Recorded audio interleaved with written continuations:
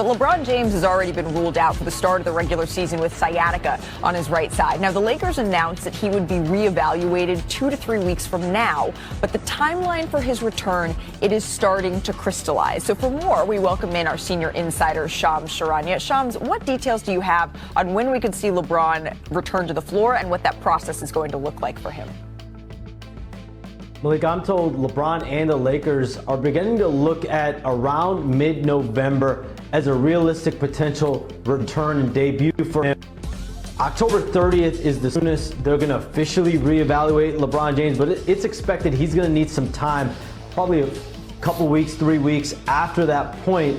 And one thing to keep in mind here with this return process from injury is a source told me this week that LeBron will be taking a patient approach from the rehab with this nerve issue that he's had. And you think about the ramp up period that he's going to need to get into basketball conditioning, to get into the proper shape that we're accustomed to from LeBron James, because this was not a routine offseason for him. He had this first nerve issue start to develop and occur in late July, early August. And so it's been really an uphill battle since that point. He's superhuman, we all know that, but he is about to be 41 in December, and he is in year 23, so expect some point in November, likely around that mid-November period. Okay, mid-November is what we could be looking at here for LeBron James. Shams, we appreciate you. We'll see you a little bit later in the show. What you were just looking at on your screen, if we could put that back up, actually, it was the first 20 games of the Lakers season. So if the timetable would hold for that true November right here, LeBron could make his debut around the week of Thanksgiving. Los Angeles plays just 8 games against opponents who made the postseason in their first 20 this season, okay? So they don't have a horrible schedule, Bobby, to start off the year. Of course, what goes through my mind is LeBron James has made 21 straight All-NBA teams. It's something we haven't seen before, and I don't think we'll ever see again. But with him out until mid-November, what could be the biggest challenge facing the Lakers? I think it's going to be offensively here. I think how do you replace a player that scored in the mid-20s consistently every year here? And when you look at what the Lakers tried doing last night is they basically have been trying to force feed Dalton Connect and trying to give him a bigger role here, and he has certainly been inconsistent. I think you know what you're going to get with Luka every night, and you do know what you're going to get with Austin Reaves. But it's who out of the role players, the complementary player, is going to step in that role. It might be by committee here, Malika, when you look at Gabe Vincent and Rui Hachimura, and certainly DeAndre Ayton, Jackson Hayes, and Marcus Smart but I'm just concerned if you don't have enough offense in some of these games. There might be some games where you're basically going to have to rely defensively, and you might have to just muddy it up here for them to get by in these, this next month. Bobby, you should have seen, I was hoping that we would just take Perk's face the moment that you said it's going to maybe some struggles offensively. What was the face you made? I think we need to show the people. It was something like that. Yeah, but he mentioned Austin Reaves, so I kind of went away from that face. But it's, hey. I know what Perk. I know. I was reading Perk's mind. I see you saying, "Well, wait a minute. They got Luka on this roster. And he Austin can make Reaves. Everybody look good." But think about this, y'all. It's something that's trending in the basketball world, right? And it's the double bigs, right? You got double bigs up here with you on set, Malika. The Lakers, yes, they went out and got DeAndre Ayton, but is JJ Redick gonna play Jackson Hayes and DeAndre Ayton a lot of minutes together on the floor?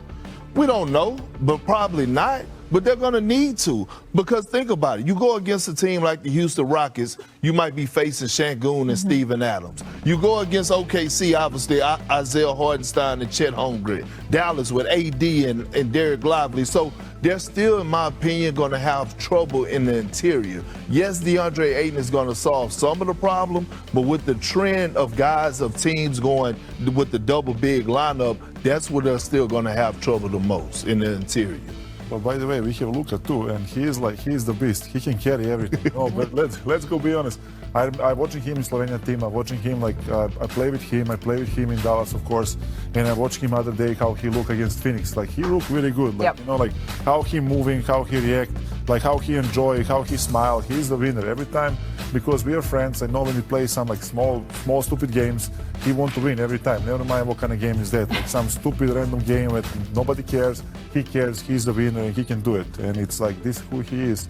And they have good team to win the games. The table is set.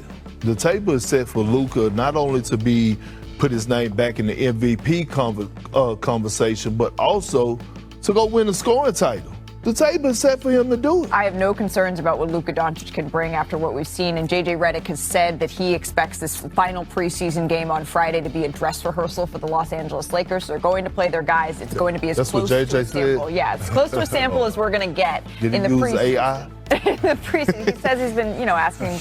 Now we head out to North. LeBron, Kyrie, AD, DeAndre Ayton, and Cooper Flag. Yeah, a lot of talent there. A lot of talent.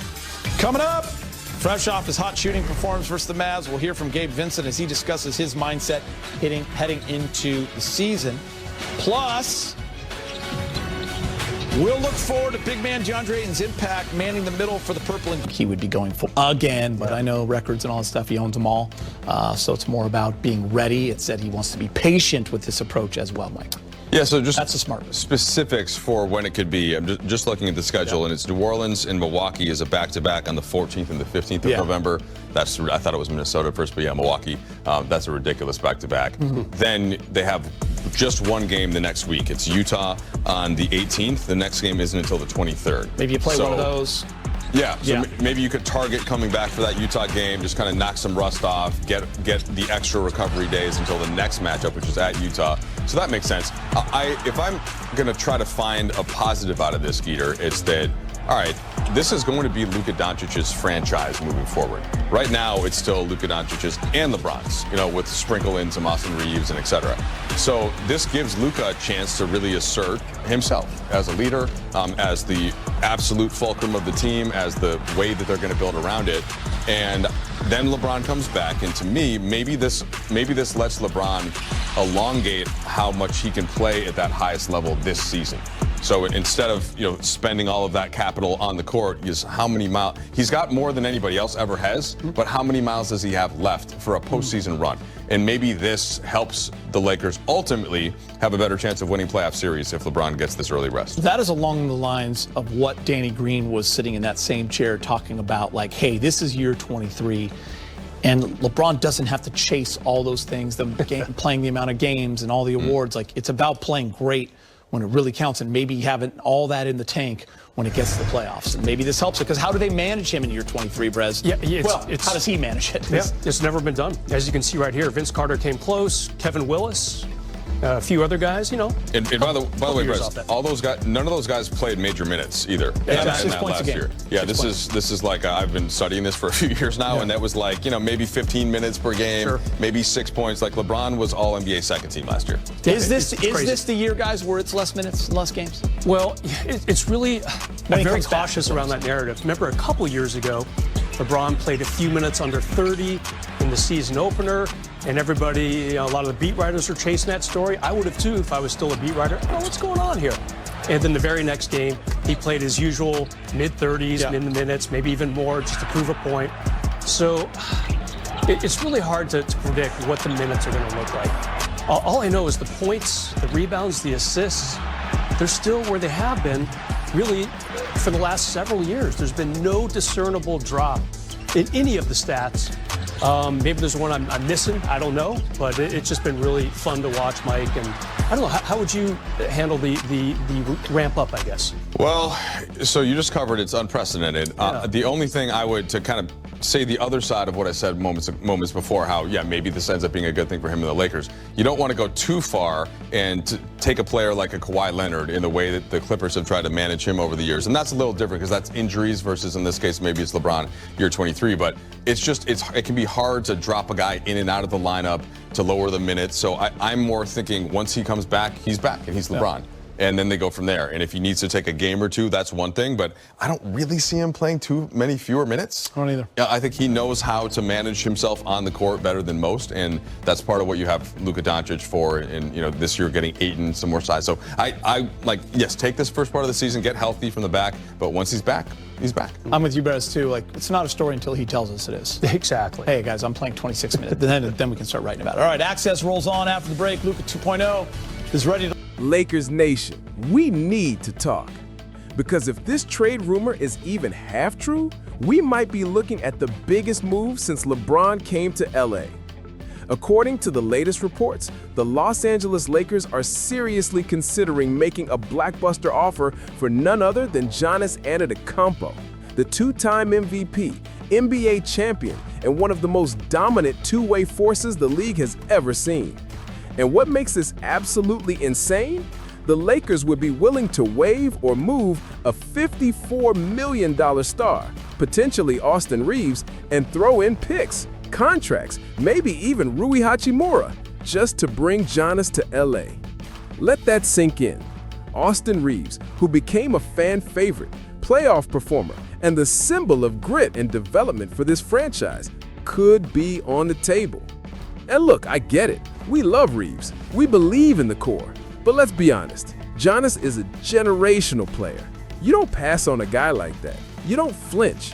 If there's even a 5% window to get him in purple and gold, you go all in. The Bucks, according to insiders, are open to future scenarios if their current group doesn't work out. They're staring down a difficult cap situation, aging stars, and another early playoff exit could crack that foundation. Giannis has that player option in 2027-28, and even though he said he wants to stay, we've seen stars flip scripts before. Milwaukee has one shot to control the return, and the Lakers, they've got ammo. We're talking first-round picks, we're talking max cap room if they waive Reaves, and they've got young talent and depth to make this work. And most importantly, they've got Luka Doncic, the franchise's present and future. Imagine that duo. Luka feeding Giannis in transition, pick and rolls, Giannis protecting the paint. It would be absolute chaos for defenses. Now, don't get it twisted. This wouldn't be easy. The Lakers would be betting their young core, depth, and flexibility for a single thunderous move. But isn't that the Laker way? We don't build, we dominate. We don't wait, we strike. With LeBron winding down, this could be the move that carries the franchise into the next decade. And not just as playoff hopefuls, as title favorites. A Luka plus Giannis core with smart vets around them? That's not just a contender, that's a dynasty waiting to happen. And here's what hits the hardest. This rumor didn't come from nowhere. The front office is active. They know the pressure. They know the time